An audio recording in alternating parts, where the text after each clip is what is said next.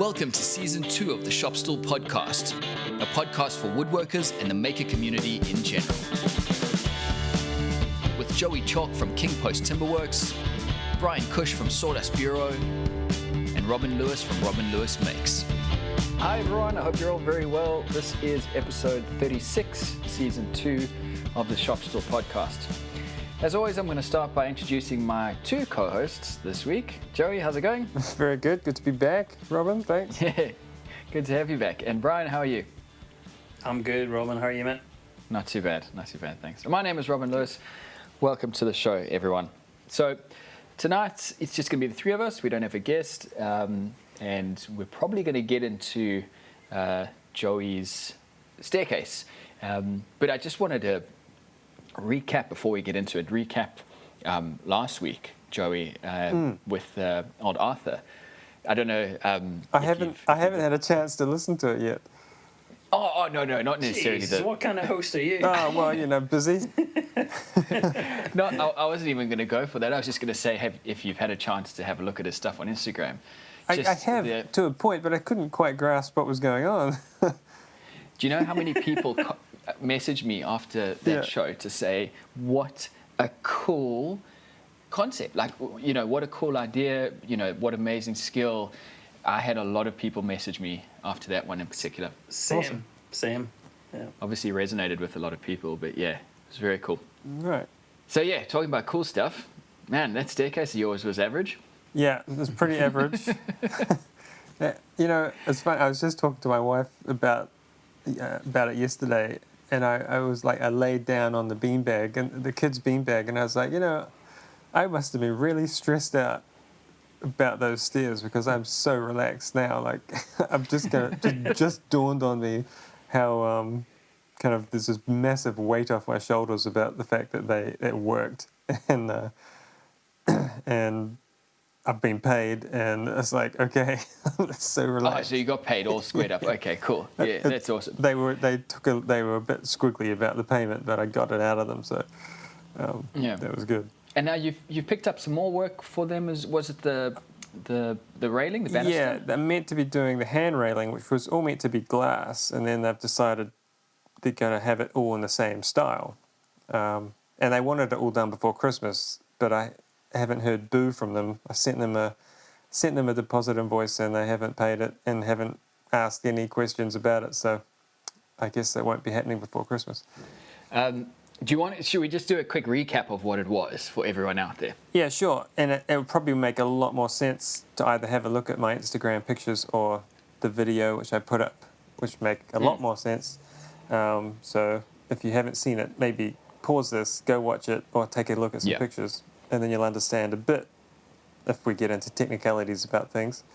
But essentially it was a brand new home on a terrible sloping site right in the heart of Auckland. So it's a three-story house, actually relatively small house, but it has this big central column linking the kind of three levels, and that is this kind of... There's two staircases, each of them turns 90 degrees, and the two staircases overlap each other when looking at it from a kind of bird's eye. And it was painfully painful. So they are curved with some was it laminated plywood? Yeah, laminated birch plywood stringers, and then it's got some steel. What do you call those rods on the handrails? Well, the Americans call them spindles. I would still call them a baluster, I think, in my language, but... so you've got solid steel, powder-coated black kind of spindles, balusters with the solid timber handrails, and the whole lot. It was really just a pain in the butt to get right. And there was one particular reason that you got it right, and the comment that I left on the video, which was liked by a number of people, and there were a couple of comments on it as well, was the form that you used to build it. And you didn't go into it in the video. I mean, it was a long video, so I appreciate, we've all got stuff to do with our day. But that form, from where I was sitting, made the job look infinitesimally easier. Yeah. Yeah, I think it came in. I knew it would be instrumental in getting the job done. I didn't realize that I would use it and rely on it as much as I did.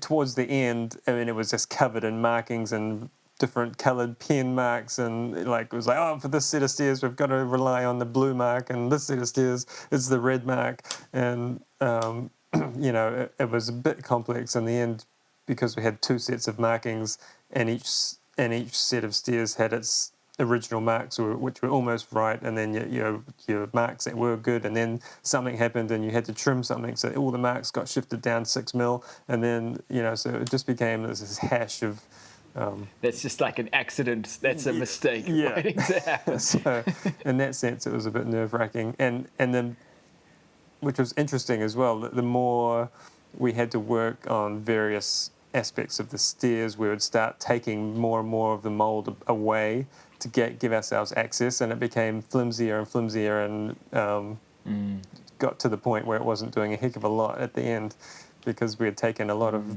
what needed to be there away just so we could get there to like drill the holes for the spindles and things like that. Yeah. How much time did you spend on that mold?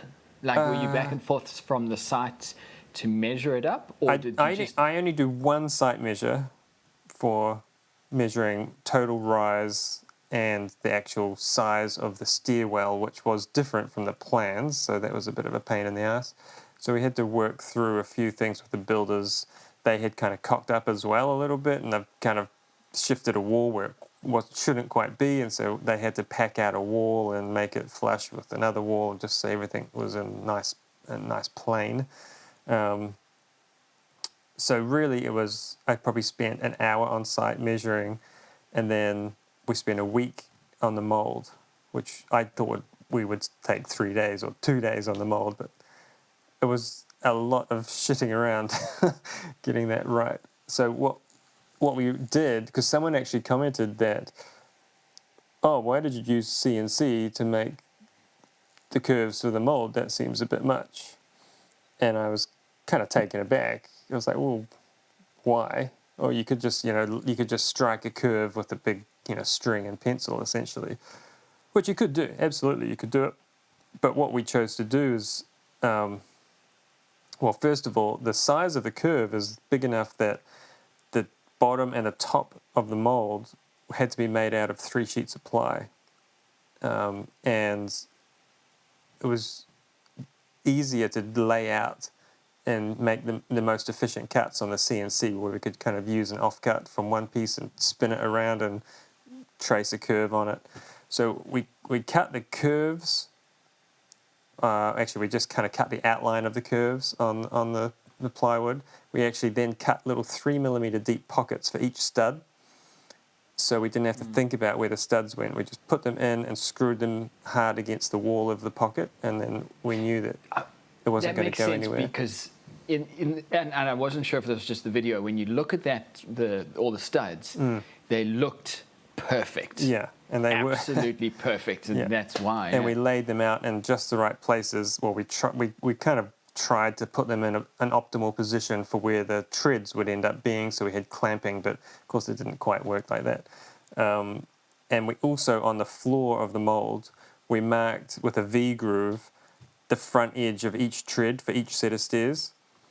So that way we had a place to plumb up from, to level up from, and we knew where to measure from when we're measuring heights, and so it really helped out. I mean, that thing was, and if I had to pump out 10 of those, I could with that mold after doing it now.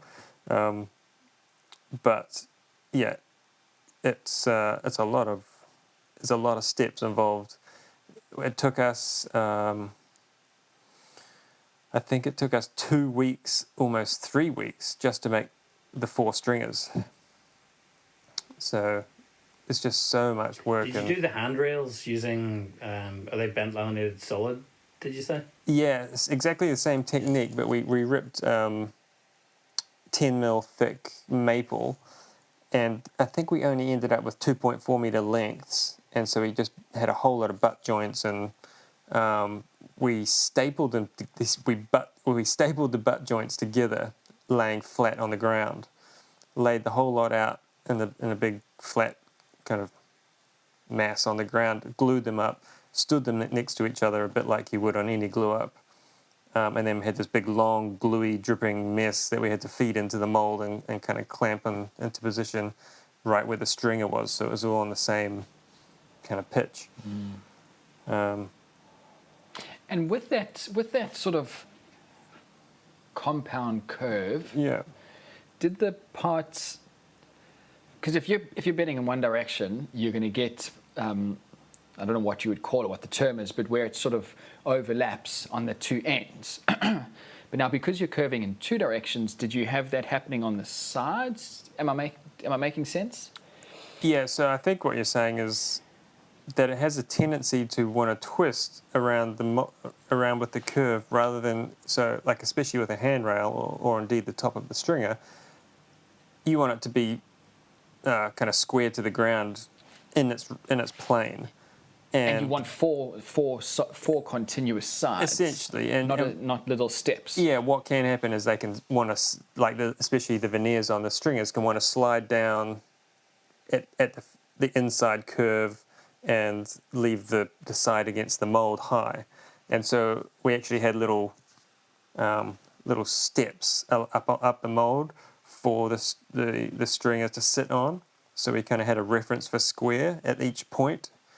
And as long as it was sitting pretty close to flat on that, we were good. But I also bought an extra 20 clamps, and I think we had enough F-clamps to put a clamp on each stud the whole way up each stringer, and it just held it plumb, like it wasn't going to twist, and we just forced it into position.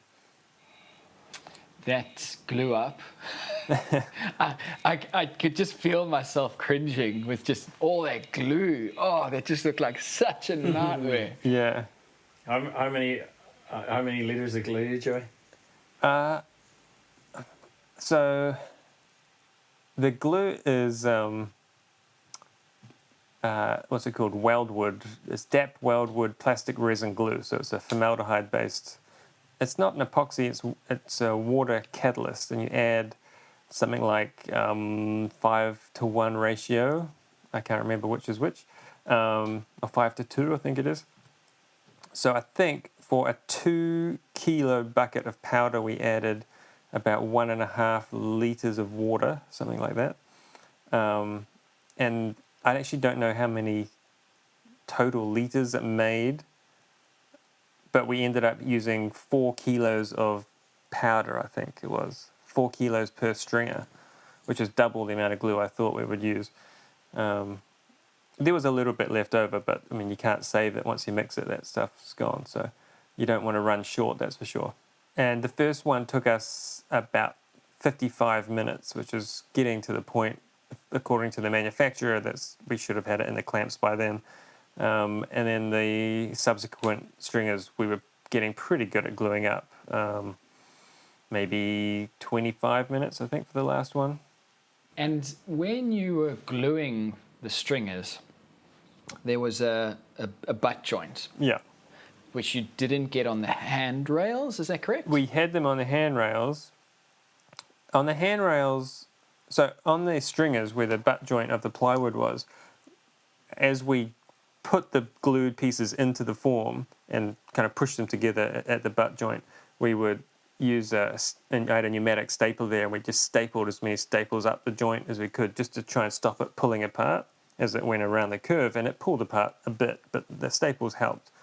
And so with the handrail, we did the same thing and kept all the staples towards the inside, but we stapled them before we put them on the curve. So that's what I was explaining before. We put all the pieces for the handrail on the ground, stapled them together, then glued them up, then bundled them up and wrapped them up with cling wrap, and then carried it as a bundle and put it onto the mold. And we didn't really have any of the external butt joints move on that.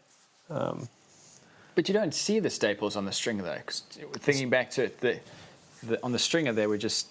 Yeah, we didn't put staples on the outside piece that you would see. Oh, yeah, okay. So now and on that they're outside the ones piece, that's the one that moved. The outside pieces that weren't stapled, they actually did come apart by about 3 mil. And that's why I ended up just saying, bugger it, I'm going to route out the gap and put a little inlay of birch in there. Yeah. So that vertical piece, when I saw it on the video, I thought, that's cool, I like it, but that's a super design choice. It's a design choice, yeah. Was the client okay with it? I felt like, so it's a little bit interesting because my client was the construction company, but I had been dealing directly with the client through them for like, what do you actually want this to look like? But at the end of the day, they were very reasonable and kind of said, we just want the curved stair. You do it the best you know. They said, you're the artist. You do it. And so I was like, okay, I feel like...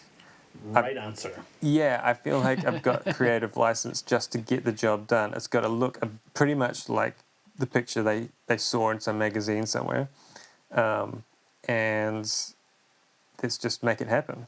So I pretty much made, apart from the color of the steel, everything was just pretty much my idea. It's an amazing achievement. Like, it is...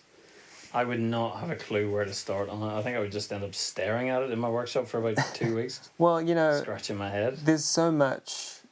You bring up such a good point in that when I think it was in March... I think it was before our lockdown. Well, no, that was in March. So it must have been in February. I think they first got a hold of me and said,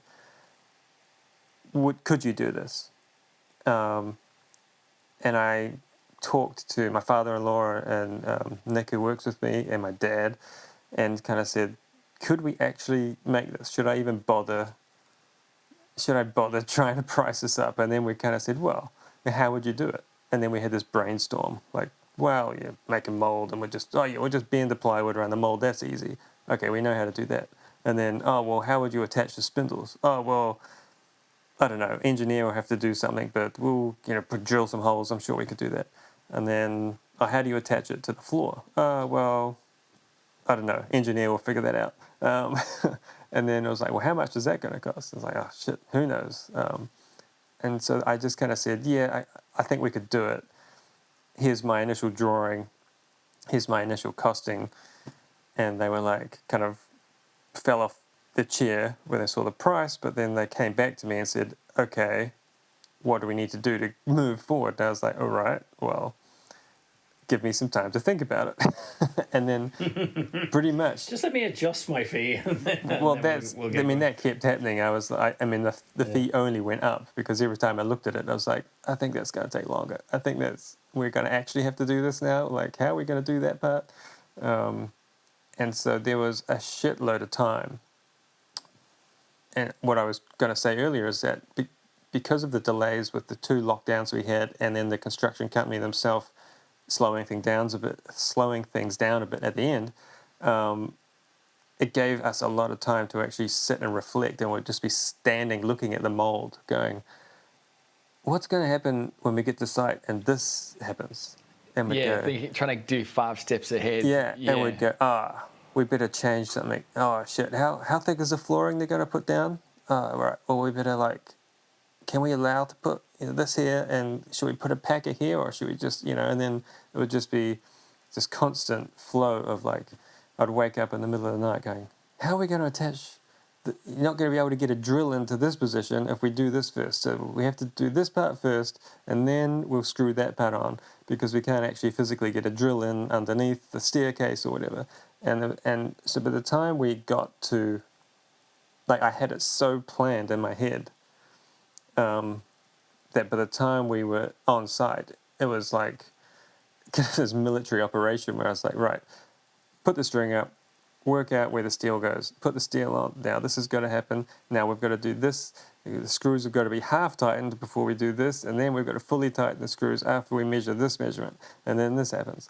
And then, it just went on. And so I think without all that time and multiple people just thinking about it for the better part of 6 months, I don't think it would have happened.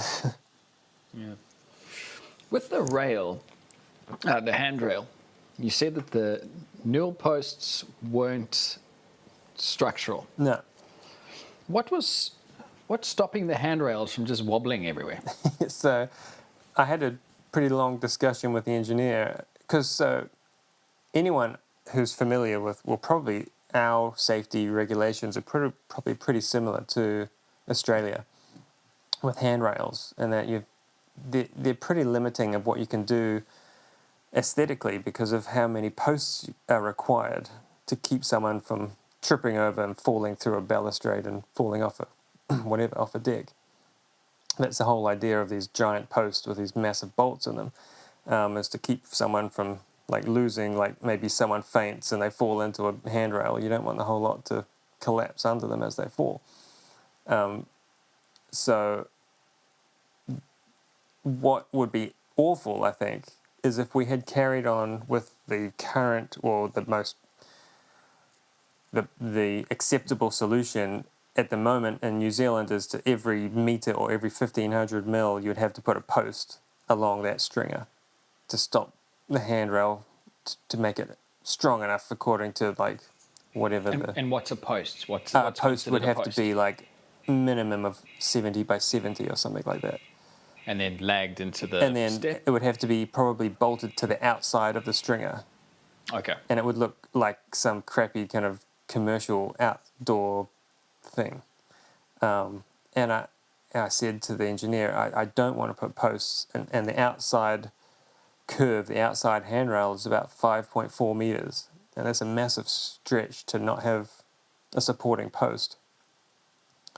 But I said to him, look, as far as I can tell, if we have the curve itself is doing a lot of the work. If that curve is just on a two-dimensional flat, that's going to be strong as hell if you've got balusters and say each spindle is drilled down into the stringer by 50 mil and epoxied in. And he did the calculations. He said on one of those solid 16 mil spindles, you've got about a 19 millimeter deflection. And he said that's quite a lot, but not when you've got 60 of them 100 mil apart, and they all on the curve, they almost don't move at all. Sorry, 19 mil deflection as in 19 millimeters. So if someone were to lean on the top of a single spindle, it would deflect out 19 millimeters according to his calcs. Before stopping or before braking? I'm not sure exactly what loading that would be. Someone leaning on it, I guess. Okay, so a particular scenario. Yeah, okay. And so he did the calcs and said, well, with all those put together at 100 mil spacings, and then if we bolt down the handrail to the top of those and create kind of one unit, he said that meets the requirements, and so any posts you add can be aesthetic, and I don't have to worry too much about how they're attached, because typically, otherwise the newel post would have to be attached to the floor joists through the floor, and it becomes a real problem of exactly what am I attaching to, and I would have had to do a lot more work planning exactly where the post had to be and making sure there was timber under the flooring for that. What does that connection look like generally? The reason I ask is my steps out the back, and I'm 99% sure it's not to code, but the stairs, the posts, so I've got steel, just cheap steel railings. They are attached, lag screwed into the stair treads. Right. But that's it. So would that post would it need to go down into the subfloor and then be bolted through the side of a joist? So you typically you would it's a lot more. Put like some kind of packer nog piece of joist material where it needs to be fixed in place properly, and then you would bolt to the side of that floor joist. And that means, because what happens with newel posts, people generally run down the stairs and swing off it around the corner, and that's what you need to try and stop happening.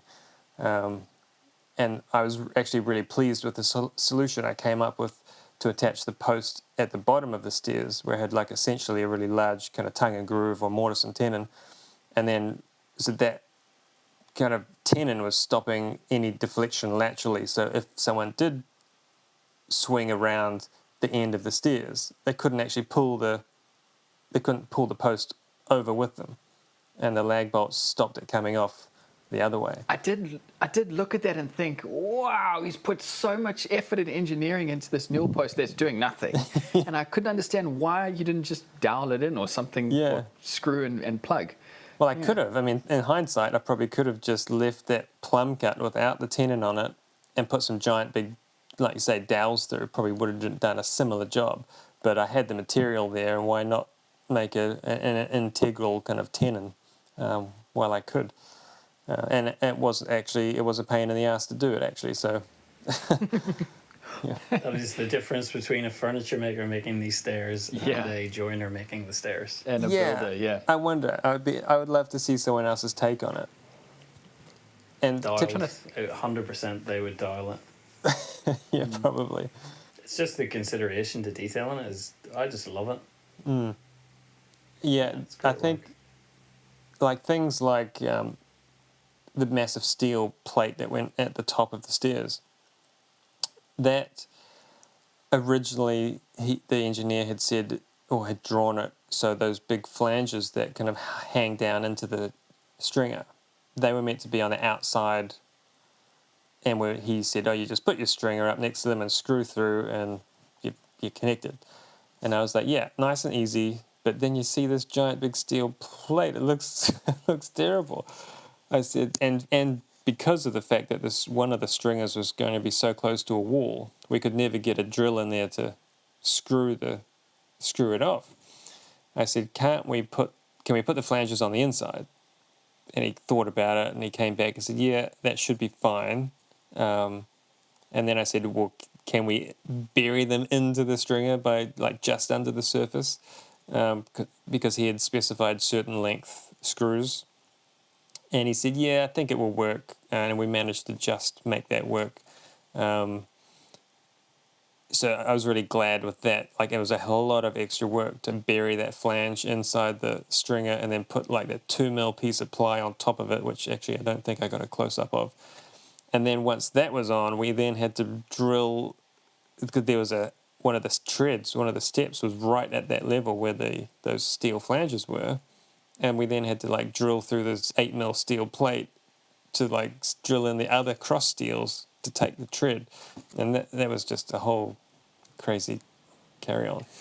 In the video, when you guys are installing that top tread, you made like a joke about, I can't remember what it was, but it was about the fact that you'd got it in first time or something. Do you remember? Yeah. I didn't understand. I didn't understand what you were talking about. Well, but just about sliding that piece of steel in. I mean, there was so many things that could have made that not just slide into place. And for one, just drilling those holes the way I was, eyeballing square, and then having all four of them actually work. And that was one of the other things the engineer had said. Those big bolts, they were sticking out the back of that big piece of steel. They were just meant to be bolts. Like, we were just going to hold the steel up and just drill through and put a bolt in. But there would be a bolt head sticking out on the steer side.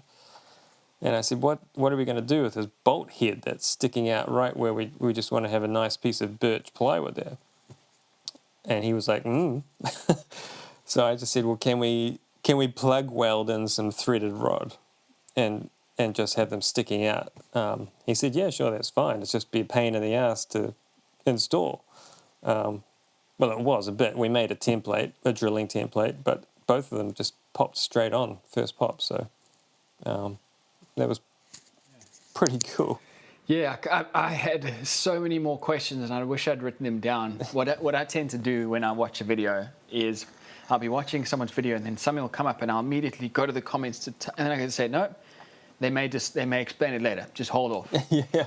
And so I did that the whole video, and then by the end of it, I was like, oh, that's amazing. Walked away and thought, yeah, I haven't made a single note of what I wanted to.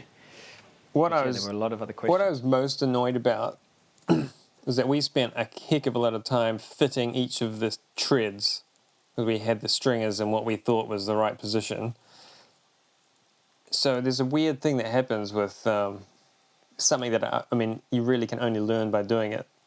When you have a curve like that, especially such a large curve, it doesn't, like, we kept trying to fight it sagging. We thought that what was happening is that the large, especially the outside stringer, kept wanting to sag. And we're kind of a little bit worried, because we're like, if this thing can't even hold itself up, then it's Are you saying it was sagging? we thought it was sagging. What happens is actually, in the whole, what makes curved steers difficult is that they want to roll over. They're always wanting to roll towards the outside of the curve. And so what's happening is that the stringer, especially the outside one, the inside one was vertical enough that it was pretty well strong. The inside one had such a massive curve that it just constantly wanted to fall over. And even when bolted in, it kept wanting to tilt. And it proved to be a pain in the ass, because it actually ended up, once we had it screwed in and we took our props out, and then it drops. And it's like, what the crap is going on? Wow, as much as that. It's still dropping enough that we can see it on the level. And we're like, this is what's going on. And it took us a lot of just problem solving and kind of, I won't say fudging, but just trimming things and making things, packing things, just to account for the amount that it had wanted to roll. So that was a pain in the butt. And because of the rolling, it changed the shape of the steer tread by just enough that each one needed to be refitted again, because the curve changes. If you take something that's curved and just twist it slightly, the curve becomes a different curve at the point of where the steer meets that curve. And it's all stuff that is so hard to explain, and when you've got it sitting in front of you, you go, oh yeah, of course that's why that's not fitting.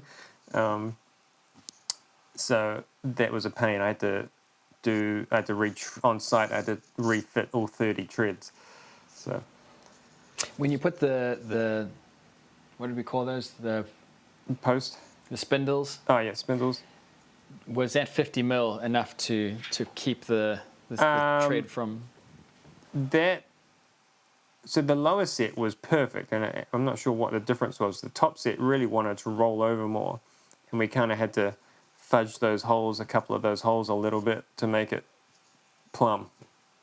Just had to kind of bore them out a bit with the drill bit, just to bring it over to plumb, then fill it with epoxy and let it sit how it wanted to sit. So yeah, it was. You've successfully convinced me never to make a set of spiral stairs. Yeah, I would not recommend it. That was going to be one of my questions. Would you ever do it again after this? Now. I don't know. I would definitely hesitate. I would almost want to double the cost if I did that again. I still made money out of it, but only because I was able to run simultaneous jobs in the workshop. I think if you were somebody planning just to go A to B, you wouldn't make money out of that job. In fact, you would probably lose money. For the price I quoted, which was substantial. Some people guessed in the comments and they were way off. I have this memory of this job coming in the beginning of the year. Yeah. Except it was with concrete. No, my dad had made a spiral set of concrete stairs. Oh, okay. Right, yeah. I was actually meant to put a picture of it in the video, but just never got around to it. Right, okay. But yeah, so his experience was making a similar set, much tighter curve, but out of solid concrete. So it was just, I think he spent a month making the form and putting the steel in, and then they poured, and they had to wait another month before they could take the formwork off. And I think that those stairs, I won't say that. I was going to talk about the cost. But fair enough. Yeah, cool. That, yeah, was amazing. It was cool seeing the video after hearing so much about it, to be able to put it into like perspective. And Yes. Talking about the video, can we talk about the video? Did it do well? As far as I can tell, yeah, like it's my number one performing video since like I stopped getting good performing videos. Okay, that's pretty cool. Yeah. So, like, I'm not sure, something happened and it gets more views. YouTube does these weird things. Like, you would know that when you upload a video these days, it says, have you got any violence or controversial stuff in it? And you just tick no, no, no. And the more you do that and you're accurate, YouTube promotes your videos better or more, or so they say. And so I feel like that's started to happen, but I don't know. I think it was just a good thumbnail as well. Yeah. There was a video that Matthias Wandel put out recently on his second channel. Yeah. Him and Steve Ramsey did a podcast. And it was quite interesting to listen to him talk about YouTube and how it's changed. And it's just, as create, and it would be interesting to hear your take on this, Bryan, because you aren't so much of a creator, you're more of a consumer. But how, as creators, we get very entrenched in this is how you make a video. And this is how I've always made a video. This is how I was making a video 5 years ago. And that's what you do because it worked 5 years ago. And listening to them talk about how it's changed and how I feel, Joey, like guys like you and I, we haven't changed with it. No. We've been doing the same thing, Yep. wondering why it's not working, whereas there's guys out there who are putting, I don't know, building stuff on telephone poles with, electronics, just bizarre things. And that's what's working on YouTube at the moment. And that's why we're dinosaurs now. That's why we've stopped getting those views. I do not care at all anymore. I so like the whole point of woodworking videos should be to show reasonably good woodworking techniques. If that's the aim, if the aim is to just provide entertainment, then I don't really go for your life, do whatever you like. But I feel like there's a bad mix at the moment of entertain woodwork, which is take it or leave it. Yeah, you've got to have that wow. And that's where the older guys who have done well, I think, are holding on tightly, because if they are winning, guys like Neil, they're doing very well, but they will get taken over by that flash stuff if they don't keep their game up. Yeah, I feel like it's definitely possible. It's interesting, actually, when you mention Neil from Past Makes. His videos are in that same style of like dinosaur videos, where they're just good old-fashioned making videos. And it's great that they're still getting the views. For whatever reason, YouTube is blessing him with views. So great. It'd be interesting to see how that goes, because I think, actually, I'm not sure. Because now that he's part of the Makers Mob and there's the whole this Makers Mob thing, I'm not sure. I haven't seen much of the other people in the Makers Mob. Yeah, well, it's John. He's doing what we would class as traditional videos. Jimmy DeResta, who's, I don't think Jimmy's ever strayed from Not much. slamming metal on the floor, and that's his thing. Do you want my 2 cents on that? Sure. Actually, Like you okay, said. before we move on. Okay, Yeah. so from a non-creator or a one video a year type of creator, I think it's nice to inject a bit of personality into videos, like especially in terms of building a rapport with people. Otherwise, it might be one amazing piece of furniture, and the next piece of furniture might not quite live up to it, but they're watching it because of who you are and how they view your whole process of making and your style of making and stuff. And for me personally, like what you're describing as the new kind of flashy, that doesn't resonate with me. And it might be because I don't know, maybe I am getting towards dinosaur, but I love a 6-axis CNC as much as anyone. But the videos that I like watching would be, I do actually, I'm not blowing smoke up your hole or anything, Joey, but I do enjoy watching your videos because they're really quite complex ideas, but they're explained in the right level of terminology that would appeal to a DIYer and a professional maker. I think they straddle that boundary, which is a really hard thing to do. And videos like, is it Ishitani, the Japanese guy? Like, no voiceover. It's kind of a how-to video. It's kind of an artsy video. But I can just sit and watch his videos all day long. I absolutely love them. I find them very relaxing.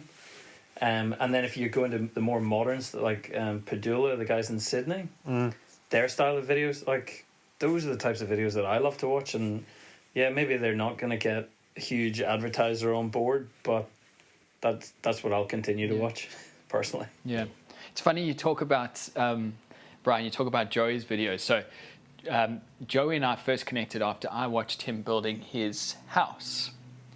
And I enjoyed it because it was such a big project, and it was, sort of watching that come to fruition.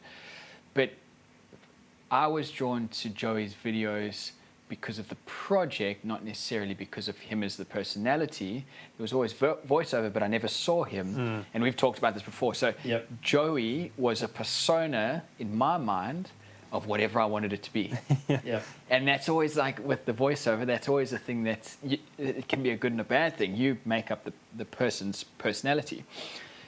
The flip side of that is if you inject personality into it and you're not a personable person, it's not your fault. It's just you're not for TV, you're for radio. Then you've stuffed yourself. So it's the personality one is a real tricky one. Yeah, Robin, just cut Joey's audio for 1 second. Did his personality in your head match his personality in real life after did it? Yeah, we met in the middle. Yeah. Okay, that's good. But it's such a funny thing because, like, we've talked about Colin Furze, right? Colin Furze is he looks like a nice guy. Yeah. I'd love to have a beer with him. And there's other creators out there who I wouldn't want to have a beer with. But their work is so good. That's what I'm attracted to. So the personality one is it's a really interesting topic. And you actually, even just all this talk about it brings back, I think we talked about it a long time ago, like what was the point, why did I start making videos? And I'm not sure exactly what I said, but I don't really actually know when I think about, like, what is the point, like why make the video about the stairs? Because no one's going to do it. You don't think the point is, it's something for you to look back on? I think maybe 20 years' time and go, holy shit, do you remember the 6-month period where... I think maybe that is more... It's more for me than anything, to be honest. Or I can show my kids and say, this is back when I knew what I was doing, and I'm an old fart now. And, actually sometimes... maybe it's completely selfish. Maybe it's all just selfish because sometimes I will go, someone will ask me to make something and I'll say, I have no idea how I even made that thing. And I can just go back and go, I did it this way. Well, I'll probably do it differently now, but at least I know what I did. So I could probably copy that again. And I have a step-by-step for myself. Or the shelf, it doesn't even have to be that far back. I put that closet up a month ago, and then I put the shelves in, 2 weeks after that, and went, shit, where's the studs? All right, let me quickly go back and find out where I can screw into. That was a 2-week gap. Because it's super helpful for that. Super helpful. That's interesting. Completely changing topics. Bryan, was it not your birthday? It was my birthday, yes. Yep. Happy birthday. When was that? Last week? Week before? Yep. Week before. Has it been that long since we did an episode? Shit. It's been longer than that since we last chatted to Joey, yeah. I see that you got a new jumper. I do have a new jumper, yeah. My mum and dad surprised me with an early 40th birthday present. I did get a lot of messages saying happy 40th, and I'm like, oh no, just give me one more year. But yeah, it was... So we were going up to Tauranga, which is on the sort of the Bay of Plenty for anybody who knows New Zealand, and there's a woodworking studio there that my parents bought one of this wood carver's pieces years ago, and I've always admired it. And we stopped for lunch, and they said, "Oh, right, we'll keep going to our apartment and down by the beach." Oh, hang on, but actually, that wood carver's just up the road. So it was literally like 5 doors up. I would just stop in and say hello, and we called in, and he's like, "Oh, how's it going?" And he just sort of waved and then disappeared back into his workshop. It was Kevin. Did you have any McConnell. idea at this point? Absolutely none.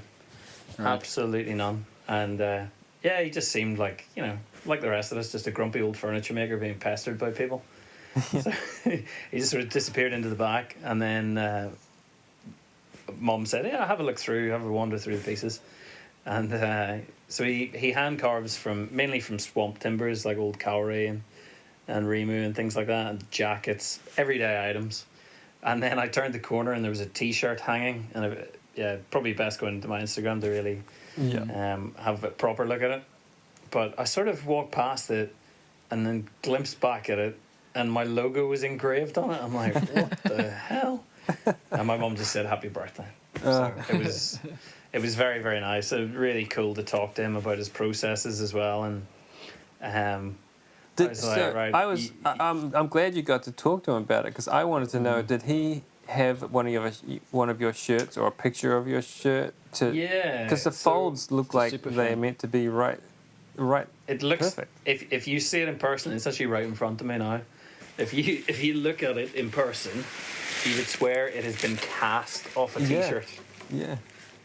Wow. My mum contacted my wife, and she stole one of my T-shirts and posted it over. And this all started about 3 years ago, apparently. Oh, wow. And, I was going to say, what's the timeline on one of these things?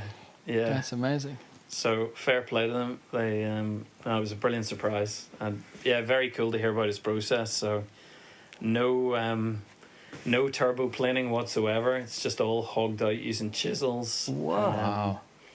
Sanded, and then to add texture, he uses wire brushes, nails. So it's quite hard to see in the photos, but it actually has a T-shirt texture to it. Yeah, right. That he achieves by dragging nails, the end of a file. It's just it's just incredible. I was definitely speechless. go and see Bryan's Instagram, because All the such a stitching, cool piece. it's unbelievable. And I was asking him, because he's carved a big, massive humpback whale as well, and I was saying, what is the stability of this? Because it is just out of slabs. I'm like, how do things react to? So what he does is he carves out the back, and then will cross score the back to try to relieve the tension. Right. And then continue to carve it with that back relieved. So he's an incredible guy. Does some really, really awesome work. So that's gonna come back to Australia with me and live on my wall forever. That's awesome. And cool to see his workshop. I do love going to see. Whenever I go on holiday, I'll drag my wife around somebody's workshop and for a look. It was cool to see his. And then I was fortunate enough as well, through a friend of a friend, to get a tour of the architecture and design faculty at Victoria University Victoria University of Wellington, and get into their labs. And Jesus God Almighty, compared to what was in my workshop at architecture school, these are on another level. The 3D printers and epoxy 3D printers. Again, I don't know if you saw it on my Instagram, but they do work for Weta Studios. Oh, okay. Printing eyeballs, 3D eyeballs with blood vessels in them. And you look at it and you're like, wow, that looks as though the vessels are 3D. And then Hamish, the guy that toured me, he's like, yeah, they are 3D. I'm like, Jesus. So that was cool, and saw their big multi-million-dollar 6-axis CNC robot that can make things. I think it was about 3 meters by 3 meters by 3 meters. Is sort of huge. It's an entire room, and they interchange it, so they could either have a router as the cutter head on it. They could put a nail gun on it.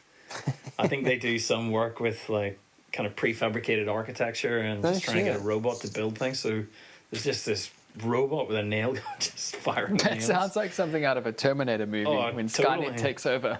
Totally. Track saws. They can give it a track saw. So yeah, it was pretty nuts. And then they have a small training robot that's, I don't know, 1 meter by 1 meter, and you can do the same thing. They can put a print head on it as well, and like sort of 3D print. So it's a resin that solidifies as you print. Yeah. I don't know. You've probably seen it come up on Facebook ads years ago. They were trying to sell these 3D pens. You know, you would kind of draw an Eiffel Tower or something with, but these would print full structures. It was so the technician for his I think it was his master's project, he designed a chair that the software designed. So he gave it its footprint, you know, the spacings of the legs, inputted his weight, and then got was it Grasshopper and Rhino, 2 different softwares, to calculate all the loads. So it calculates these arches and member sizes, and then you just send it to the robot to print. I can't remember exactly how long it took. It was definitely in the days. I think it was maybe 4 or 5 days, and this robot just goes around and prints with a resin this chair. Yeah. And as long as you're not heavier than him, you're sweet. Yeah. Otherwise you're screwed. But yeah, it was really cool to see. That's awesome. So totally different. So then going from that, where it was, I don't know, probably about 1,000 square meter workshop, loads of different rooms, paint rooms, woodworking rooms, to then Kevin McCardle's studio, and his machinery is basically a bandsaw. Yeah. That's it. Yeah. Everything else is all hand tools. Hand tools. Yeah. That's crazy. Yeah.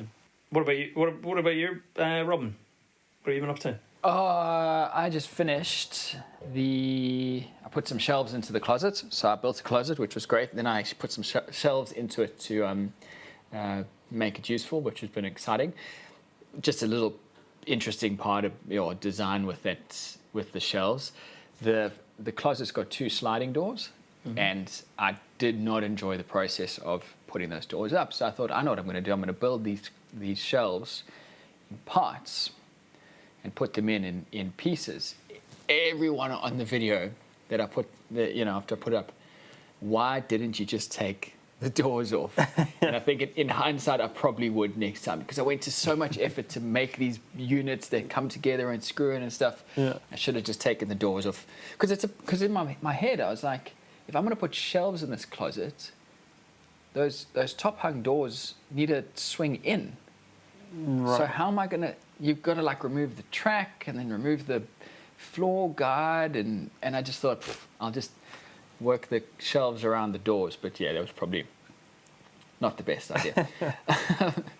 But no, other than that, not too much. I'm working on a box for, and this is quite exciting. I can't go into too much detail at this point, but there's a big Australian tool seller that has approached me to do some work for them. Wow, to cool. make some videos, which I'm super excited about. We've locked away 2 videos so far. Oh, nice. And I'm working on one of them now, which is just to make a simple box, but essentially showcasing certain things. So that's what I'm working on at the minute. And then I've got a kitchen island, well, not a kitchen island, like a mobile island project for a client. And that's the one that I spoke to you guys not too long ago about. Going to be made out of Tassie oak, which is cool. Sweet. Stoked. The client decided not to go with pine. They're going with Tassie oak. Yep. And the top is made of something called Evo stone. Okay. Ryan, you may have heard of it. I think it's an Aussie. And actually, this is a good time to bring this up. I might get your opinion on this. It's a 20mm piece of stone, and I'm worried about, I think we sort of touched on this in the messages, I'm worried about it sagging. Do those pieces of stone have much flex in them? Or shouldn't I be too worried about it? Because basically the island is a 1.2 meter long span and about 600 wide, which according to the specs of the stone is right on the limit. Really? Yeah. Oh no, but Sick. like it's even supported on four sides. Yeah, Has it but got that's an what I mean. apron? Has it got an apron connecting the legs or not? Yeah, it does, which I was Yeah. going to make 90.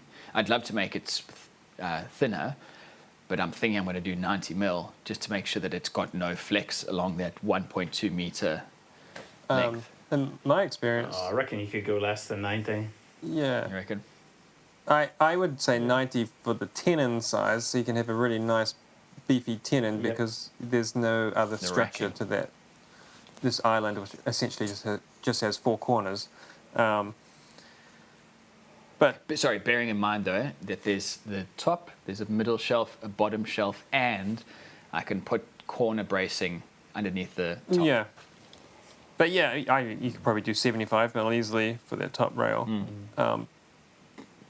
I like in my experience with man-made stone or any stone, there's no flex. Like if it flexes, it's cracked. It's flat or it's broken.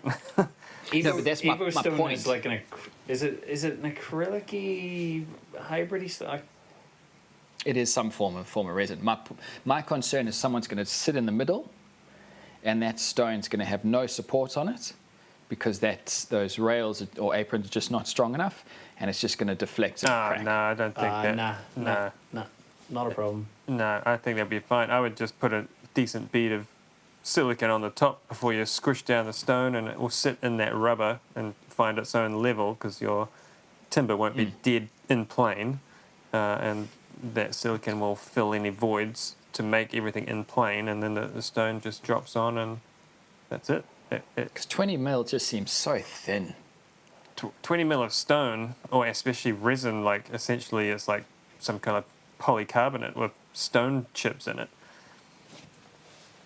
No? It'll be Okay. it'll be heavy. Yeah. Yeah, they talk about the square. I think it's square centimeter load. Right. But yeah, everything's fine. It's just I was quite shocked by that span. Just put an extra rail in the middle, in the middle of the 1200 span. Just put an extra Yeah. rail across, and then it only is 6x6, which is well underneath its limits. So Yeah. But yeah, that's pretty much. It's actually quite nice to have a bit of some quoted work, Yeah. because I go on holiday in 2 weeks. sweet. I've got a couple of weeks off, and then I'm expecting my second Baby time. kid. Yeah, on the 6th of Jan. Right. So in a couple of weeks I go on holiday, and that's pretty much me for a month. So hopefully some of it I'll be able to put into this woodworking. Which actually brings up something we didn't talk about before the podcast, but I think, was this going to be our last one for the season? No, let's do one more. Okay. And yeah. Okay, we'll do one more. We'll talk Sweet. about that. Yeah. Forget that, everyone. Don't listen to me. I might leave that in. I was thinking I'll take it out, but I think we might leave it in. This is what we talk about, everyone. This is how planned and organised the show is. Yeah. Cool. All right, I reckon we should leave it there. Yeah.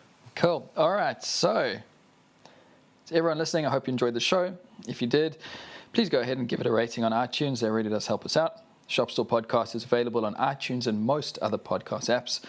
My name is Robin Lewis. Joe and Brian, thanks for hanging out. Take care, everyone, and we'll see you in the next one. See ya. See you guys.